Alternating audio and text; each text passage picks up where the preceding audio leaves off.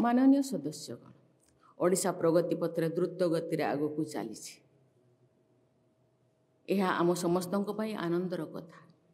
विभिन्न समय ओडिशार शासन भार संभाली प्रधानमंत्री और मुख्यमंत्री माने निज निज ढंग ओडिशार विकास रे अंशग्रहण कर गभीर सम्मान जनाऊँ।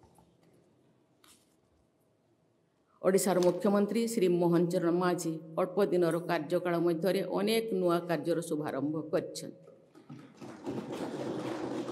खुशीर कथा जे ओडिशार महिला माने सुभद्रा योजना माध्यम स्वावलंबी होउछन्ति।